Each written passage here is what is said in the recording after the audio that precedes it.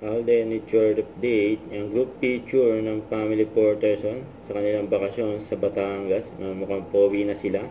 And sila Alden, and Lola Linda, Ate April, Risa, Angel, saka si Daddy Bay.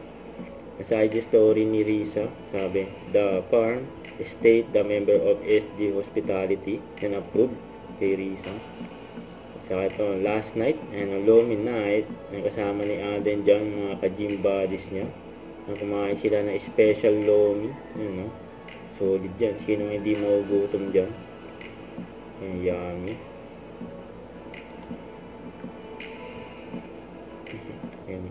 Ito for Casino Plus ni Alden. Here wishing you all a joyful Easter at sana magdala ng saya, pag-asa at bagong simula ang araw na to para sa ating lahat.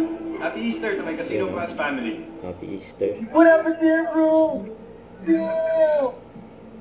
Yan, pinakita ni Alden yung mga sugat at gasgas niya nung siya ay nagbike. Yan, pinakita niya kay Sam YG. Yan, sumayamp lang si Alden.